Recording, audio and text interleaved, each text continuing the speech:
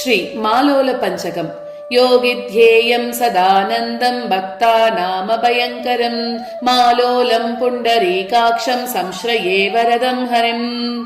सर्गस्थितिविनाशानां कर्ता कर्तृपति स्वयं मालोलं पुण्डरीकाक्षं संश्रये वरदं हरिम् रमासकं दयापूर्णं सर्वलोकनमस्कृतं मालोलं पुण्डरीकाक्षं संश्रये वरदं हरिम् प्रह्लादवरदं श्रेष्ठं गरुडाद्रिनिवासिनं मालोलं पुण्डरीकाक्षं संश्रये वरदं हरिम् वेदान्तगुरुणा नित्यं सेव्यमानं परं शुभं मालोलं पुण्डरीकाक्षं संश्रये वरदं हरिम्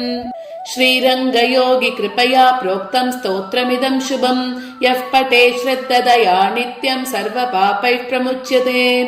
श्रीमालोल पंचकं समाप्तम्।